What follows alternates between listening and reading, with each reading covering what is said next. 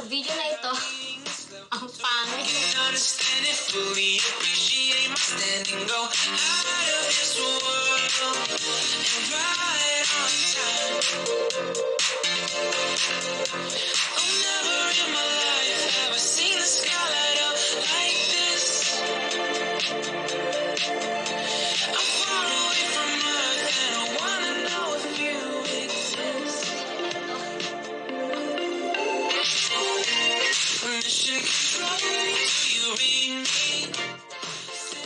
Hello guys, sa video na ito, pag-uusapan natin kung bakit ko natawag na heritage heroes ang aking lolo at lola. So napansin ninyo, ang aking attire ngayon is panahon pa ng ating mga lola at lola. Sa ngayon, ang nabubuhay na lang sa amin, sa aking grandparents ay ang aking lola na ang tawag ko is mama dahil yun din ang tawag ng father ko or ng tatay ko. So baliktad. Para sa akin, natawag kong heritage heroes ang aking lolo and lola dahil na-survive at hinarap nila ang mga challenges sa buhay. And dahil sa effort nila, nandito kami ngayon, nandito ako, at nagsasalita ako ngayon sa video na ito. So, magsisimula ako sa topic kung bakit ko nga ba natawag na heritage heroes ang aking grandparents. Sa history ng aming pamilya, meron kaming great-grandfather and yung great-grandfather namin is meron pang father. Yung father ng great-grandfather namin, noong 1896 ay sumali sa KKK Revolution. Dahil doon, napalitan yung surname namin from Malyonga into Malonga. So doon pa lang, hindi lang heritage hero ang aking great-great-grandfather, kundi isa talaga siyang hero. Dahil kung hindi sila tumakas, hindi siguro magkakaroon ng kalat-kalat na generations. Para lang sa kaalaman ng lahat, kami ang pangatlong apo sa pangatlong asawa ng great-great-grandfather namin. Ang nangyari kasi, nag-asawa siya ng una, namatay. Nag-asawa siya ng pangalawa, namatay. And nung pangatlong asawa niya, nagkaroon siya ng 6 na anak. Isa doon yung great-grandfather ko. Yung great-grandfather ko, gumawa siya ng letter para ma-enlighten kami or ma-enlighten ang next generations kung bakit nga ba nagkaroon ng changes sa surname. So, akala namin kami lang ang Malonga sa buong mundo, yun pala, meron pang Malyonga. During elementary days ng father ko, sumulat yung anak ng great-grandfather ko, which is si Lolo Jose Malonga. And si Lolo Jose Malonga naman ay isang Death March survivor na makikita natin yung name niya sa Kappa Shrine. And si Lolo Jose naman ang nagsulat ng sinabi ng father niya na si Lope Malyonga. So, doon nagkaroon ng kalat-kalat na angkan hanggang sa nahanap namin yung mga links kung sino pa yung mga kamag-anak namin all over the world. So, ang dami palang Malonga and Malyonga sa iba't ibang bansa. Ang masasabi ko lang ay naging heritage heroes sila dahil sila yung nagbigay ng answer sa question na nasa mga utak namin kung saan nga ba kami nagmula, kung taga-Mongkada ba talaga kami, and kung sino ang mga naging great-grandfather namin. So, ito yung mga pictures ng aking mga ninuno.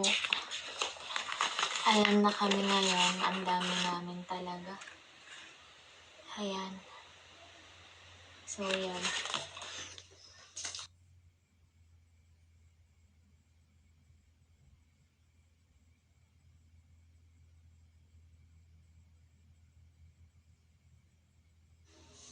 Now, pag-uusapan natin kung bakit ko nga ba natawag naman na heroes ang aking lolo at lola. Ito na talaga yun. So, naging heroes sila para sa akin dahil sa influence nila. Dahil pinanganak ako dahil sa papa ko or sa tatay ko, and dahil din sa father niya na lolo ko. Noong 1951 and 1945, pinanganak si mama at si papa or si lolo at lola ko. So, nung pinanganak sila nung time na yun, ang dami nilang mga challenges na naharap. Isa na doon yung martial law, though hindi naman kami affected ng martial law noon. Naharap nila yon, and hanggang ngayon, nakasurvive si mama. Ang kwento sa akin ni papa noon, nung time nila, na kung hindi ka daw magkakaroon ng kasalanan during martial law, hindi ka daw dapat matakot. Wala lang, pasada. And then si mama naman, hanggang ngayon na nabubuhay, ang kwento niya sa akin nung time nila, ibang-iba daw yung pagpapalaki nila ngayon. So, anong kinalaman nun ngayon sa time natin?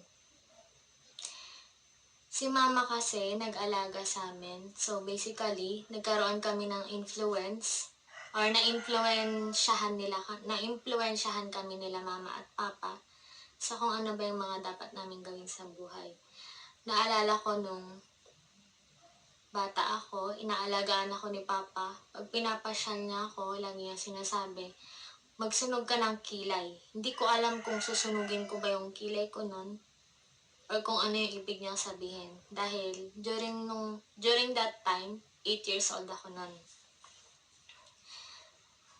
And dahil dun sa influence na yon, nagkaroon ako ng idea para sana maging teacher. Pero hindi ako naging teacher. Nag-aral ako ng nursing. And hanggang ngayon nag-aaral pa din. So, iba pang influence, para sa akin ang iba pang influence ni Papa at pinaka-influence talaga niya ay about political views.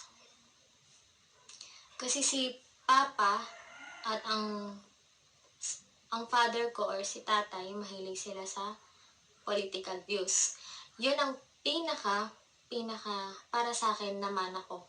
Kaya, heritage hero siya para sa akin. Ito yung yearbook. Reunion. Yan. Dahil kayo Papa, nagkaroon ng mga links sa mga missing na relatives namin na nasa Marikina at kung saan-saan pang bansa na umuwi ng reunion. And naalala ko yung mga wisdom ni Papa na hindi ko makakalimutan is yun nga, magsunog ka ng kilay, mag-aral ng mabuti, and lagi niya kaming, gaya ni tatay,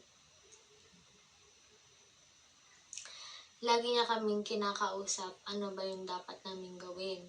Laging merong time, hindi lang sa lolo and lola, sa father din, laging may time na kakausapin ka, ano bang balak mo sa future, and bakit mo gusto yon. And after nun, magbibigay na sila ng tips kung paano mangyayari yung ganung plan. Ang pamana sa akin ni Mama is yung mga damit niya, literally pamana. Pamana niya. Charot. Ang pamana talaga sa akin ni Mama is kung paano mo mawiwin ang ibang tao. Hindi naman na mawiwin na dahil gusto mo magpa-impress. Pero paano ka magkakaroon ng or paano mo ma-maintain yung good relationship sa iba. Kasi si Mama hanggang ngayon, kahit na ilang years, halimbawa mga 6 years pa na hindi sila nagkikita ng kaibigan niya, gagawa siya ng way para makapag-communicate sila. Isa na yon. Ano pa ang influence sa akin ni Mama? Um,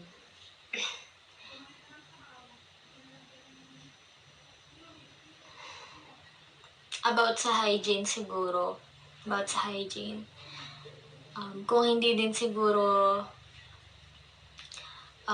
naging maganda yung pag-aalaga nila sa amin nung bata dahil tumira din kami noon sa bahay nila. Hindi din kami siguro lalaki na healthy. Another thing na influence nila is to study well talaga. Kasi nung grade 4 ako, naging teacher ko ang lola ko. Nakita ko kung ano yung difference ng mga sinasabi niya sa akin as a po and as a teacher. So, as a teacher noon, ang dami niyang na-share sa amin na knowledge. So, ito tip to ha, na knowledge doon sa Manila. Hindi lang sa Manila, basta sa buhay. Important daw na ma-familiarize ka sa kung saan ka pupunta, maging safe ka palagi kung ano yung mga dapat mong gawin pag mag-isa. Tawag doon, streetwise, paano maging streetwise. Another thing na na-influence sa akin ni mama is kung paano wag matakot sa mga tao. Kasi basta pupunta kami sa kung saan-saan, hindi ako nagsasalita, hindi ako kumikibo. Hindi ko alam kung bakit, pero siguro shy type. Charot. Isang influence sa akin ni mama is yung discipline na meron kami ngayon. So far, kaming lahat ng magkakapatid nasa mga tamang landas naman. And ang na-influence pa sa akin ng grandparents ko ay kung paano ka or kung ano ang dapat mong gawin kapag may ginawa sa yung something yung tao. And kung paano din na mag-change ang perception mo sa isang tao from bad into good. Para hindi din boring tong video, sasabihin ko din na ang pinaka malaking ambag talaga nila sa buhay ko is yung pagkakaroon ng magulang. Kung hindi dahil sa kanila, hindi na palaki ng tama ang tatay ko. Hindi yung tatay ko is sobrang galing niyang magdisiplina. Noon, naalala ko pa, maski ang lolo at lola ko, naalala ko nung dinidisiplina kami ni papa, natutulog siya. Tawa lang kami ng tawa ng ate ko. Sininturon niya kami. Natry kong ibitin ng patiwari. Natry kong lumuhod sa munggo na may libro. So, yun yung mga disciplinary actions nila. Na para sa akin is good naman kasi natuto ako sa buhay. Napakadaming tips ng matatanda talaga. Si Papa, kung buhay siya ngayon, ang dami ko sanang itatanong sa kanya.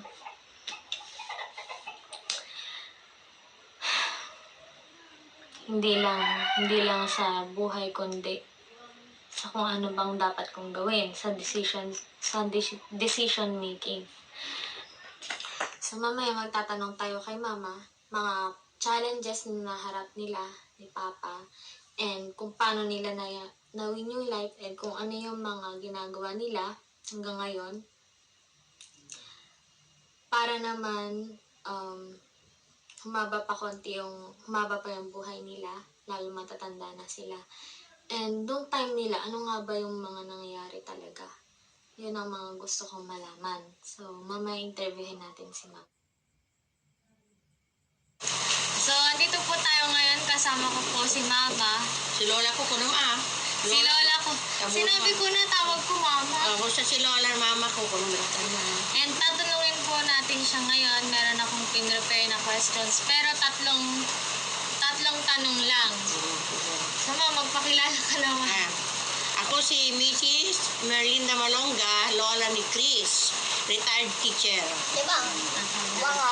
69 years old. Kailan ka pinanganak na? January 29, 1951 ako pinanganak, kaya 69 ko ngayon. Sa January, 70 ko na. Dito ka na lang, Gray. Nagbe-video ka. Ay, ako naman ate mo. Sinisirang mo naman ang video, sasampal mo. Naririnig ko. Ay, pasensya na kasi mga apo ko maliliit, makukulit. Ayun, tignan mo, binabantayan ako. Mama, pasensya na. Ito na, mabunot ka na. Isa muna. Gusto ko yung swerte. Ako na magbabasa. What is the hardest challenge in life that you face? Challenge na Pinakamahirap. pinakamahirap na nangyari sa akin. When I'm teaching in Manila. Because, when I'm substitute, I always look for my boarding house. But when I'm permanent already, I'm happy na. Okay. Sige, Mike. Isa pa. Tanong pala. Tatlo lang. Sana yung yayaman ako. Give words of wisdom. Ang wisdom ko ngayon. Ano ba, mga natutunan mo sa buhay, ganun. Ang wisdom ko ay cook different foods. For example, pakbit, giniling, Chop suey. chapsoy. But my favorite is chapsoy. Chapsoy. Okay. What are your contributions in the world? My contribution in the world. I give my knowledge to the pupils. My knowledge to the pupils. For example, reading, writing, and especially discipline. Ilang years ka ba nagturo mo? 27 years. 10 years in Manila and 17 years here in Malwak, Mungkada, Tarlac. Saan ang mas mahirap turuan? Here in Mungkada. Bakit? Because Manila, the pupils there are very disciplined and and they are talented. That like here, they are always absent every Friday. So many absent. Eh, naging teacher kita. Yes. But Chris is always present. Griselda is always present and she is my honor student. Not favorite ha. I have no favorite. Ma, sino gano'n yung favorite mong apo? My favorite apo is Hannah Pay Malonga. Second, Chris. No more. Bakit? Because they are kind. Eh, They sa'yo are, sila... they are always smiling. Eh, sila But in Grian. my other son, my favorite is two makulit. They are two. My Silang favorite. dalawa favorite mo? Yes. Okay na yun,